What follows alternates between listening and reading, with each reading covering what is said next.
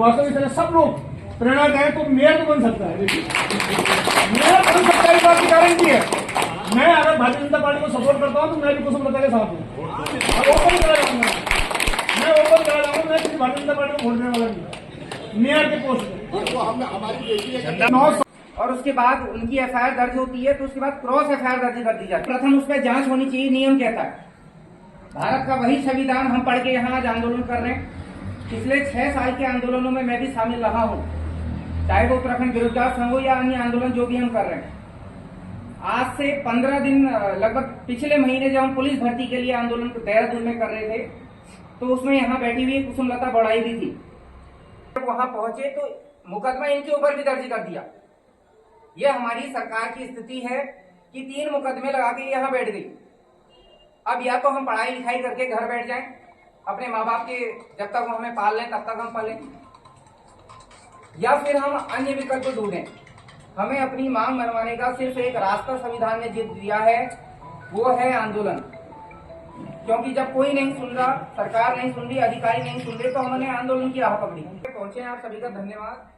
सभी अनुभवी हैं और यहाँ सबसे अधिक सैनिक हैं, वो तो देश की रक्षा करके यहाँ आ गए हैं और रिटायर्ड होके आज यहाँ है। तो आपसे ज्यादा तो अनुभव कभी हमारे पास नहीं आएगा। तो आज का जो प्रथम जो हमारा बिंदु है, जो मुख्य बिंदु है कि सबसे पहले क्योंकि वर्तमान में चुनाव है, जब हमने आंदोलन किए तो सरकार ने हमें मुकदमे लगा के डरा दिया। अब या तो हम आंदोलन नहीं कर सकते, और विशेषकर ऐसे बच्चे जो पहली बार इन पे मुकदमे लगे भविष्य में किसी एग्जाम के लायक भी नहीं रहेंगे। खुफिया विभाग के लोग यहाँ मौजूद होंगे, जानता हूँ।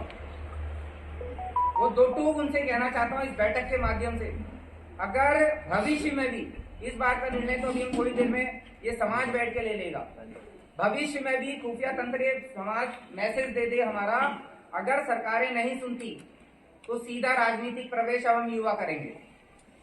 उसी को लेके आज हमने यहाँ एक सोच आपके सामने रखने का प्रयास किया है, और वे ये है कि 1,29,000 वोट जो लगभग अभी अनुमानित है, क्योंकि अभी इसके 10 दिन बाद लिस्ट फाइनल होनी है, काशीपुर नगर निगम में मेयर चुनाव का है। और जब उस चुनाव के उस मेयर के वोट परसेंटेज को हम डिवाइड करते हैं तो हम देखते हैं कि लगभग 29,000 हमारा वह पर्वतीय वोट है जो पलायन करके यहाँ आ गया। वो पलायन किसने कराया? हमारी सरकारों ने। ना हमारे पहाड़ में शिक्षा दी, ना रोजगार, ना कुछ। किसी भी तरह के किसी जाति भेदभाव हमारा कुछ भी हमारा उद्देश्य नहीं है। बस हम ये कहना चाहते हैं कि यदि इस तरह में निर्णायक भूमिका में हम हैं तो क्यों ना हमें प्रतिनिधित्व किया जाए, चाहे वो कोई पार्टी हो। क्योंकि निर्णायक अब पूर्व में जो भी रहा हो, निर्णायक वर्तमान में इस नगर निगम के अंदर पर्वतीय समाज का वोटर है। अन्य वोटों को अगर आप देखेंगे, राजनीतिक कुर्सियां सारे आंकड़ों के बाद ही अपने टिकट फाइनल करती है। यही कारण है कि आज भाजपा हो, कांग्रेस हो, कोई टिकट फाइनल नहीं करते। हम कुसुमलता बौड़ाई को, जिनके ऊपर अभी मुकदमा लगा है, ताजा ये 10 दिन पहले की अपराधी बनी है इस राज्य के अंदर सरकार की, और वकालत की फाइनल ईयर इनका है, तो हम इन्हें मेयर प्रत्याशी के रूप में यहाँ निर्दलीय उतारें। लेकिन ये संभव तभी है जब वो निर्णायक वोटर 29,000 जो हमारा पर्वतीय समाज का वोटर है, और ये जो यहाँ उपस्थित है सैनिक संगठन, यदि अपनी सहमति देते हैं और ये चुनाव, क्योंकि ये चुनाव सीधे धनबल वाली राष्ट्रीय पार्टियों के खिलाफ लड़ा जाना है। आप स्वयं देखेंगे जो उनके कैंडिडेट हैं वो करोड़ों अरबों के मालिक हैं, उनके संगठन के पास सारी शक्तियां हैं और हमारे पास शून्य है। आज भी ये जो व्यवस्थाएं हमने करी हैं, ये सब युवाओं ने 3,000 रुपये इकट्ठे करके ये व्यवस्थाएं करी हैं। तराई वासियों जितने यहाँ हैं उनके लिए एक ही संदेश है कि जो हम प्रयास कर रहे हैं वो हम अपनी उपस्थिति दर्ज कराने के लिए कर रहे हैं कि आप हमारी बातें सुनिए। हम पढ़े लिखे लोग हैं, हमें राजनीति से दूर दूर तक कोई मतलब नहीं, लेकिन जब आप हमारी बात नहीं सुनेंगे तो हमारी मजबूरी है जब जहाँ जहाँ चुनाव हो आपके सामने उपस्थित हों। हमारी ना किसी राष्ट्रीय पार्टी से लड़ाई है, न हमारे किसी जाति भेदभाव से लड़ाई है। अगर आज हम कुसुम को यहाँ चुनाव में उतारते हैं तो कहीं ना कहीं हमारी ताकत पर्वतीय समाज होनी चाहिए, क्योंकि वो पर्वतीय समाज उन राष्ट्रीय पार्टियों की भी ताकत है इस नगर निगम काशीपुर के अंदर। और अगर उस पर्वतीय समाज के साथ आप सभी सैनिकों को हमें मार्गदर्शन मिल जाए आप लोग हमें बता दें कैसे चुनाव बीच में जाना है, तो हमें लगता है कि जो जिस उपस्थिति के साथ हम चुनाव लड़ना चाह रहे हैं वो लड़ पाएंगे। और यदि जितने लोग आज यहाँ हैं, इसके मात्र हमें 10 से 15 संख्या में प्रतिदिन प्रचार के लिए भी लोग मिल गए। हम हर घर एक संदेश देना चाहते हैं कि हम युवाओं का सरकार ध्यान रखे और यहाँ पर्वतीय समाज निर्णायक भूमिका में है, तो जीतने के बाद वो नेता पर्वतीय समाज को इग्नोर ना करें, जैसा कि लगातार होता आ रहा है। पहले इन पार्टियों ने षड्यंत्र रच के पहाड़ से हमें भगाया और यहाँ पहुंचाया, और आज यहाँ हमें संरक्षण नहीं दे पा रही है। और संरक्षण क्यों नहीं, किस लिए नहीं दे पा रही है? अपनी ताकत को पहचानिए। लीडरशिप जो है ना, ये बनाई नहीं आती है, ये नेचुरल गुण होता है, और उसके अंदर ये लीडरशिप का जो है नेतृत्व करने की अच्छी क्षमता है। जैसे मोदी जी का जो है गारंटी होती है, योगी जी गारंटी है, ऐसी इसकी भी गारंटी होगी और हमारी भी गारंटी होगी। तो फिर कौन देगा? और ये मौका इसके बाद 5 साल बाद आएगा, क्या पता कुशल होता, अगर हम उसका सहयोग नहीं देंगे, अगले 5 साल में शादी हो जाएगी, वो कहीं चली जाएगी, वो भी हर बार आके हमको यही बोलेगी कि आप ही लोग थे जिन्होंने मेरे को उठवाया था और आप ही लोग थे जिन्होंने मुझे वोट नहीं दिया। तो हमें यहाँ से हमें आगे शपथ खा के जानी है कि हमने पुष्यम को किसी भी तरीके से अच्छे तरीके से जिताना है। अभी भी शायद जिसका वो वोटिंग लिस्ट में नाम नहीं आज का शायद चल रहा है, खुले मन से हैं। और अब मेरा ये है कि अब हम पास से आपका लुकुड़ बहस कहाँ करानी, वैशाली कॉलोनी में। अब आप ना प्लानिंग बनाते रहो, मैं साहब लोगों को फोन कर दूँगा, वो आपको आदमी इकट्ठा करके देंगे। एक उपाध्यक्ष का क्या हमारे ये साहब उनको बता देंगे, और एक साहब अभी आए तो थे, कहाँ है साहब? अभी चलेंगे। अब हमको अपडेट करते रहो, कब जा रहे हो आप, थोड़ा रिकॉर्ड करके रखो, ठीक है साहब? और मंगलवार को हम आएंगे, ऐसे नहीं छोड़ेंगे इनको। हम आपने पहले कदम आपने उठाना है, तो आपको करना साहब बहुत जोशीला बंदा। बट गए तो सारा गड़बड़ होगा। अगर वास्तव में हमें अपनी यूनिटी दिखानी है, हम सब एक पर्वतीय हैं, तो वास्तव में सब कुछ हमारा बन सकता है। अभी तो खाली मेयर की बात हो रही है, पार्षद सारे हमारे बन सकते हैं, पर हमारे यहाँ भी एक समस्या है पार्षदों में। देखो आप 1, 2, 3 नंबर वार्ड में, 2 नंबर वार्ड की कहानी किसी को पता होगी, पिछले साल 10 उठे तो मैं शायद 6 पहाड़ी थे, कोई फायदा नहीं। चलो इत्तेफाक है 3 जोशी जीत गया, पार्टी ने टिकट किसी सेक्शन बंधु को दे दिया, तो ठीक है वो जीता, अपने सीट को रिजर्वेशन निकाला, लेकिन सब लोग इस तरह से उठे। 1 नंबर में देख रहा हूँ कि अब 3-4 लोग पहाड़ी तैयार हैं वहां पे, कोई फायदा नहीं है उसका। ऐसा क्यों कर रहे हैं हम अपने लिए? ऐसा उठो, संगठित से उठो, जिसको करना है। सतीश जी लगे उधर से 2 नंबर वार्ड से, 2 नंबर वार्ड में सबसे ज्यादा मेंबर, 2 नंबर वार्ड ही पूरे 40 वार्ड में ऐसा है जहाँ कम से कम 12 घंटे ढूंढ, बता दूंगा आपको आज ही 12 घंटे ढूंढूंगे वहां से, उसमें कोई पार्टी जैसी कुछ नहीं देखेगा। सतीश सिंह जी 12 आदमी उठोगे तुम, इस बार 10 से 2 और बढ़ गए।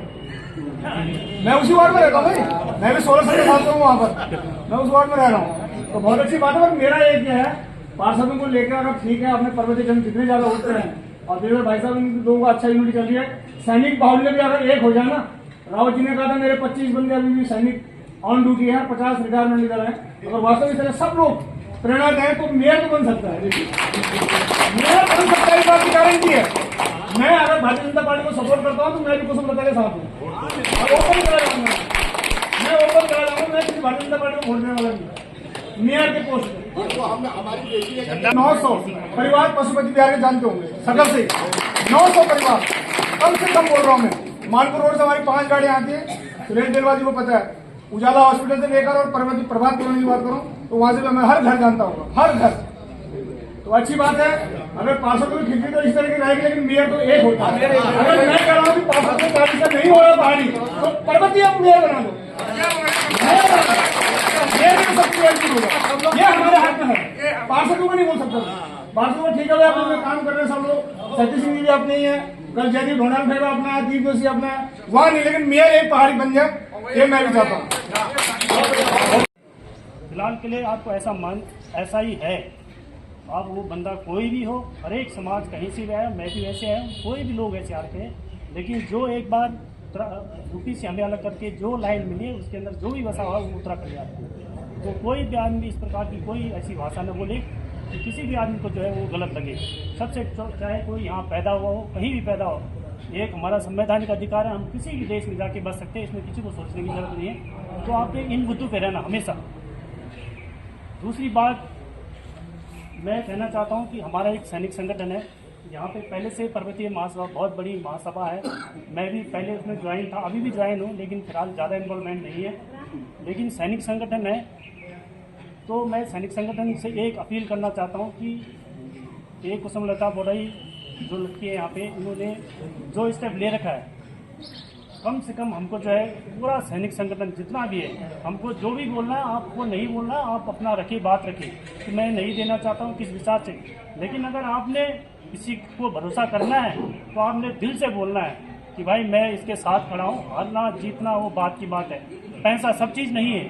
पैसा चाहे मोदी के पास एक वो न सिर्फ काशीपुर का युवा होगा, बल्कि प्रदेश भर का युवा यहाँ होगा, उसकी जिम्मेदारी हम लेते हैं। और साथ ही राष्ट्रीय पार्टियों को यहाँ से चेतावनी भी देते हैं, अगले 3 दिन में काशीपुर में पहला कार्यालय हमारी कैंडिडेट का खुल जाएगा। आप अपने कैंडिडेट की घोषणा जब तक करेंगे, हमारा कार्यालय खुल चुका होगा।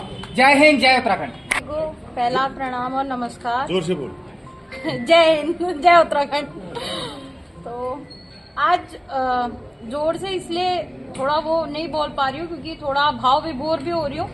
आज एक आंदोलनकारी को पूर्व सैनिकों ने मौन कर दिया, तो मेरे बहुत लोग यस सुनी कि मैं जो हूँ, मेरे माँ बाप इतने शांत हैं और मैं ऐसी क्यों, तो मैं कहती हूँ मैं एक पूर्व सैनिक और एक राज्य आंदोलनकारी का उग्र रूप हूँ।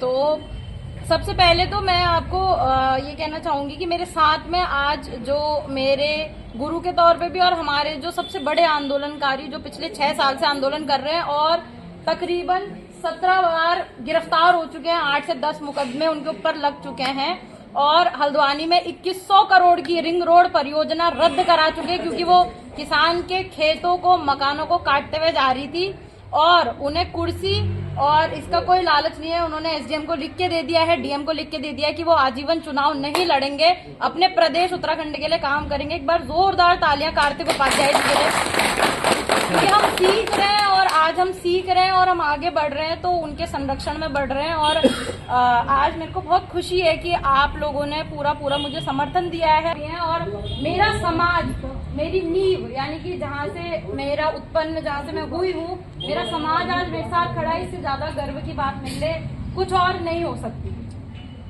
हम लोगों ने पीसीएस की तैयारी करी, मैं पीसीएस की तैयारी कर रही थी, 5 नंबर से पिछली बार अपर पीसीएस में रह गई, यानी कि मुझे राजनीति का कोई शौक नहीं है। मैं गई थी इस बार 9 नवंबर जिस दिन हमारा राज्य बना। पहले तो सरकारों ने षड्यंत्र करके 24 साल में हमें इतना मजबूर कर दिया कि हम ऊपर से नीचे आ गए।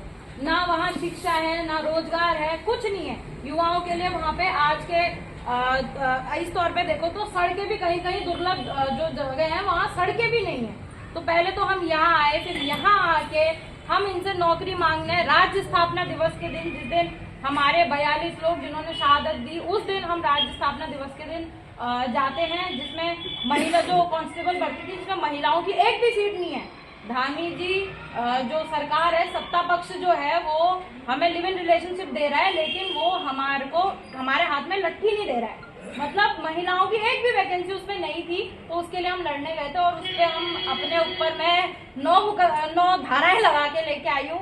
यहाँ पे मेरा भाई बैठा है आयुष रावत, जिसे आप जानते होंगे। आयुष रावत प्रकरण हुआ था कि धामी जी के ऊपर एक छोटा सा हास्य एक वीडियो इसने बनाया था अपनी क्रिएटिविटी के थ्रू, और इसको रात में ही पुलिस अरेस्ट करके ले जाती है। 5 धाराएं इसके ऊपर भी आज भी मौजूद है, जिसको हम न्यायालय के थ्रू हम इसको भी लड़ रहे हैं और अपना भी वो कर रहे हैं। तो आज के तौर पे स्थिति ये हो गई है कि हम कुछ भी करें, जब हम अपनी बात रखते हैं तो हम पे मुकदमा हो जाता है।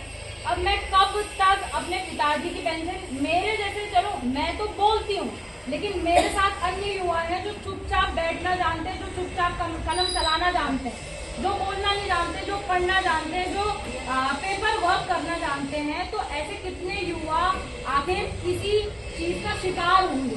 हम तो नौकरी मांगने गए थे साहब, हम थोड़ी आपसे लड़ने गए थे। हमने कहा हमें नौकरी दे दो, उन्होंने कहा आपको मिला देंगे मुख्य सचिव से। हमने कहा 10 बार आपने मिला, जब तक मुख्य सचिव नहीं आता आज हम यहीं बैठ जाते हैं। उन्होंने हमें वैनों में भरा और देहरादून से 50 किलोमीटर दूर हमको ले गए, जैसे हमको आतंकवादी हैं।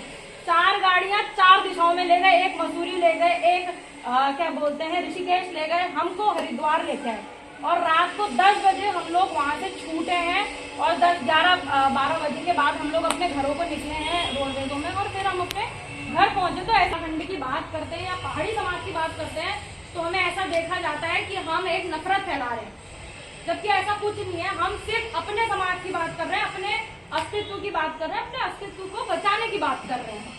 तो जब हम तराई क्षेत्र में आते हैं तो अभी जो हमने यहाँ पे वोटिंग परसेंटेज देखा, जितना भी हमारा वोट है, चाहे वो 29,000 है, कोई कह रहा था 31,000 है, कोई कह रहा था 35,000 है निगम में, जितना भी है निर्णायक वोट है। अगर हम क्या कहते हैं, अगर हम यहाँ पर हैं और हम निर्णायक वोट है तो वो नेता को भी समझना चाहिए कि वो हमें संरक्षण दे, क्योंकि उसको मेयर या उसको जो विधायक बनाने वाले हैं वो हम ही लोग हैं। निर्णायक वोट बहुत ज्यादा होता है, हमारा वोट यहाँ पर बहुत ज्यादा है, अकेले का वोट हमारा यहाँ पर बहुत ज्यादा है। और मुझे बहुत दुख होता है जब ये लोग बोलते हैं कि जब सब बोलते हैं कि पर्वतीय एक नहीं हो सकते, पहाड़ी एक नहीं हो सकते। मेरा नाम से कुसुमलता बोर्डाई, मैं गढ़वाली ले मैं कुमाऊनी ले, मैं अपन भाषा जान लूँ। मेरे को गढ़वाली में सीख रही हूँ क्योंकि मैं कुमाऊं के ओरिजिन से हूँ और गढ़वाली में सीख रही हूँ। मेरे साथ मेरा भाई आयुष रावत है, इसने मुझे बोला दीदी मेरे साथ ऐसा ऐसा हुआ, उससे पहले मैं इसको जानती नहीं थी। उसी दिन इसने बोला दीदी ऐसा ऐसा हुआ और उस दिन से हम साथ में हैं, हम एक हैं। आज हम इतने लोग बैठे हैं, मेरे को नहीं लगता यहाँ पर किसी ने भी कुमाऊं गढ़वाल किया या फिर किसी ने भी तराई या फिर पहाड़ी किया। सबने अपने अपने समाज की बात रखी यहाँ पे और हम सब एक हैं। तो मैं पर्वतियों से यही कहती हूँ कि आप और मैं एक हैं, हम 2 जने एक हैं तो हम 4 भी एक हो सकते हैं, हम 5 भी एक हो सकते हैं। अगर मैं ही यहाँ पर से बोल दूंगी कि हम एक नहीं हो सकते तो सबके दिमाग में चल जाएगा हाँ भैया एक नहीं हो सकते। और मैं पूर्व सैनिक की औलाद हूँ, मैं एक फौजी की औलाद हूँ, मैं एक आंदोलनकारी की औलाद हूँ, मुझे लड़ना आता है। मैंने ये भी तक कहा था अपनी घोषणा में कि जो सत्ताधारी पार्टियां हैं, जो राष्ट्रीय पार्टियां हैं, जिन्हें हमारे क्षेत्र का कुछ नहीं पता, जो दिल्ली से फरमान लेके एसी के कमरों से फरमान लेके हमारे पहाड़ों तक पहुंचा रही है, हमारे तराई क्षेत्र तक पहुंचा रही है। मैंने कहा था हमारे पर्वतीय को आप टिकट दे दो, मैं अपने पद का त्याग करूंगी, क्योंकि मेरा समाज की, मैं चाहती थी मेरे समाज की उपस्थिति हो, मेरा समाज आए। सत्ताधारी पार्टियां सुनने को तैयार नहीं है तो मेरा पर्वतीय समाज वोट बैंक के लिए नहीं है। सत्ताधारी पार्टी को खुफिया तंत्र के थ्रू मैं आज यहाँ से कह रही हूँ कि मेरा समाज, पर्वतीय समाज, चाहे दिन रात एक करना पड़े, मेरा समाज वोट बैंक नहीं, वोट बैंक नहीं हो, निवासी हो उत्तराखंड के और निर्णायक, यानी कि आपके वोट से यहाँ मेयर बन जाता है, आपके वोट से विधायक बन जाता है, लेकिन विधायक सुनने नहीं आता है, एसडीएम सुनने नहीं आता है, दबाव बनाता है। चाहे इसका प्रकरण हो, चाहे जो आपका प्रकरण हुआ, चाहे उस दिन भी मैं आई थी आपके साथ, चाहे आपका प्रकरण हो, चाहे कुछ का, क्यों हमारी बात नहीं सुनी जा रही है? भैया हमारी एक अच्छी खासी जनसंख्या है, यहाँ का विधायक हम बना रहे हैं, मेयर हम बना रहे हैं, तो हमारी बात क्यों नहीं सुन रहे हो आप लोग? हमारी बात सुनो। हम तो कभी सत्ताधारी पार्टी के, हम देवभूमि से हैं, हम सनातन विरोधी कभी नहीं हो सकते। सत्ताधारी पार्टी के विरोध में आना हमारी मजबूरी है, क्योंकि हमारा संरक्षण वो नहीं कर रहे। मेरा संरक्षण मेरे पिताजी ने किया, मैं सैनिक की औलाद हूँ, मेरा संरक्षण आप लोग कर रहे हो, कोई नेता नहीं। मैं लड़ूंगी तो अपने लोगों के लिए लड़ूंगी, मैं उस नेता के लिए क्यों लड़ूं? मेरा संरक्षण वो नहीं कर रहा है। मुझे तो वो आधी रात में मुकदमा लगा दे रहा है। 5 नोटिस आ चुके हैं कि आपको 4 नोटिस आ चुके हैं, 5 नोटिस के बाद मेरी गिरफ्तारी भी हो जाएगी। मैंने बोला साहब मेरे पास पैसा नहीं है, मैं अपने पापा की पेंशन से चलती हूँ, आप आओ सरकारी गाड़ी में गिरफ्तार करके ले जाओ, और क्या कर सकती है सरकार? लेकिन हम लड़ना नहीं छोड़ेंगे, हम अपनी तरफ से बोलना नहीं छोड़ेंगे। हमने यही सीखा है, एक सैनिक और एक पढ़े लिखी, एक वकालत की छात्रा होने के नाते मुझे पता है कि आंदोलन करना मेरा हक है, मुझे पता है कि सरकार के सामने बात रखना मेरा हक है, मुझे पता है कि वो जो जनप्रतिनिधि वहां जा रखा है वो मेरे वोट से वहां जा रखा है, मेरे समाज के वोट से वहां जा रखा है, तो उसको हमारी बात सुनना उसकी मजबूरी है। वहां पे बैठ के हमारे पास आके हम ही को नीचा दिखाना ये नहीं चलेगा। और ये उत्तराखंड में सिर्फ तराई क्षेत्र में नहीं, पूरे पहाड़ में होता है कि हमको अनसुना करा जा रहा है, सिर्फ इसीलिए क्योंकि हम बटे हुए हैं। पर आज आप लोगों की एकता देख के, जो आप लोगों ने प्यार दी, आज जो आप लोगों की बात कही, हमारी मामी जी बैठी हैं वहाँ पे, सीआरपीएफ से रिटायर्ड बैठी हैं और कई ऐसे हमारे यहाँ पे सारे पूर्व सैनिक बैठे हैं, तो आप लोगों का वो देख के, क्योंकि मैं फिर कह रही हूँ कि चुनाव लड़ा नहीं जाता, चुनाव लड़ाया जाता है, तो आप लोगों का वो देख के मैं कहती हूँ कि हाँ मैं लड़ूंगी, मैं चुनाव लड़ूंगी। हम अपनी उपस्थिति देंगे, हम सरकार को यह दिखाएंगे कि तराई क्षेत्र में भी पर्वतीय जीवित है और हमारा 29,000 वोट बैंक है, हमको हल्के में मत लो। हर बार जो हमको हल्के में लिया जाता है, हमारी बात नहीं मानी जाती है, हमको 10 चक्कर काटने पड़ते हैं। हम परसों भी इस मीटिंग की सूचना 3 दिन पहले देने के बाद भी हमको एसडीएम ने इसकी परमिशन नहीं दी। क्यों देगा वो? क्यों ले रहा है वो हमको हल्के में? क्या हमारा हक कम है? जब भी हम अपने हक की बात करते हैं तो हमें 10 जगह बांटा जाता है, हमें बोला जाता है कि हम तराई कर रहे हैं, हम पहाड़ी कर रहे हैं। हमारी नदियां पहाड़ से आके तराई को सींच रही हैं, तो क्या हम पहाड़ से आके तराई के संरक्षक नहीं बन सकते? हम पहाड़ी सबसे ज्यादा हमारे सैनिक धाम सबसे ज्यादा हमारे उत्तराखंड को कहा जाता है, सबसे ज्यादा सैनिक है हमारे यहाँ। तो क्या ये सैनिक, क्या तराई वाले जो भी है यहाँ पे, हमारे पूर्व सैनिक, हमारे अंकल जी भी हैं यहाँ पे, तो क्या हम पहाड़ी लोग क्या तराई वालों के संरक्षक नहीं बन सकते? हमें शांत प्रवृत्ति का कहा जाता है, हमें अच्छा इंसान बताया जाता है, पूरे देश में नहीं पूरे जगत में बताया जाता है कि पहाड़ी लोग बहुत शांत प्रवृत्ति के होते हैं, बहुत मेहनती होते हैं, इसीलिए फौज में भी उन्हें क्या बोलते हैं, आगे रखा जाता है। तो क्या हम लोग संरक्षक नहीं बन सकते? मैं तराई वालों से भी कहती हूँ, मैं अपने समाज की बात करती हूँ, मैं अपने अस्तित्व की बात करती हूँ, क्योंकि मेरी जड़ यहाँ से, मैं यहाँ से जन्मी हूँ, ये मेरी जड़ है। अगर मैं अपने समाज की बात नहीं करूंगी तो मेरा खड़े रहने का भी कोई फायदा नहीं है। वो पेड़ किसी काम का नहीं है जो फल नहीं देता, जो छाया नहीं देता। तो मेरा पहला दायित्व तो मेरे अपने समाज के लिए, लेकिन इसका मतलब ये नहीं है कि मैं किसी दूसरे समाज को ठुकरा दूं।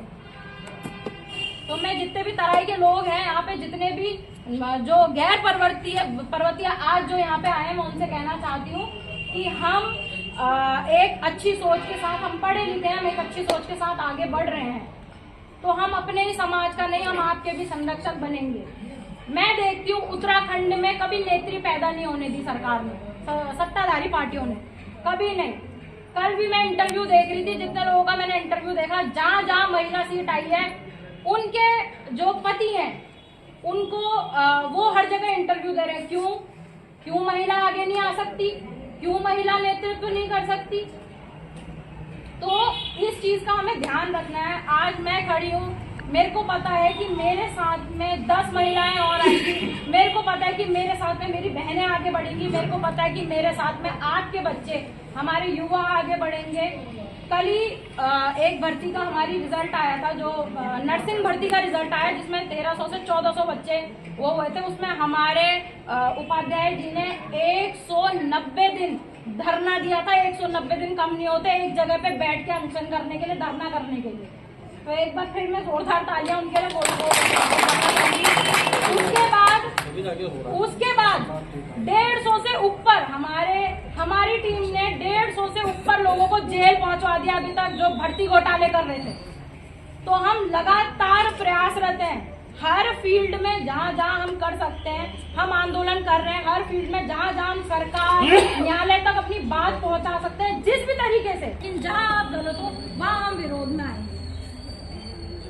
तो आज सबकी बात मैंने सुनी।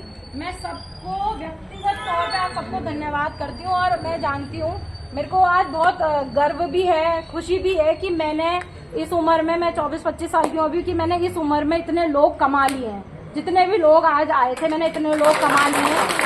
और बहुतों के फोन भी आए कि हम मजबूरी से आज हम नहीं आ पाए, हमारी मजबूरी थी, क्योंकि हमने भी मीटिंग बहुत जल्दी रखी, हमने 2 दिन में ये रखा। लेकिन निर्णय लेना आवश्यक है, क्योंकि लड़ाई लड़ने के लिए आपको पता है कि निर्णय लेना आवश्यक है। और इसके बाद हमारी लड़ाई बहुत बड़ी है।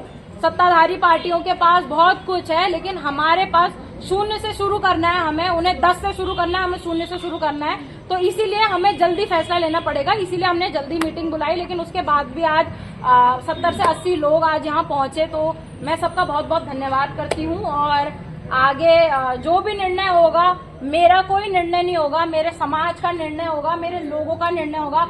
जैसा मेरे लोग कहेंगे मैं वैसा करूंगी। और मेरे पिताजी एक चीज हमेशा कहते हैं कि अगर भगत सिंह सबको चाहिए, अपने घर में नहीं, पड़ोसी के घर में। लेकिन मेरे पिताजी कहते हैं भगत सिंह, मैं चाहता हूँ भगत सिंह बने तो मेरे घर से बने। तो मैं कहती हूँ कोई भी जान माल का डर हटा के हमेशा, आज ही नहीं, हमेशा अपने समाज के लिए उत्तराखंड के अंदर आपको कुसुमलता बौड़ाई हमेशा हर जगह दिखाई देगी। और आपके ये प्यार के लिए, आपके सम्मान के लिए मैं बहुत बहुत बहुत धन्यवाद करती हूँ आप सभी का, सारे पूर्व सैनिकों का। तो जय जय जय उत्तराखंड और जय हिंद। आप सभी को बहुत बहुत धन्यवाद।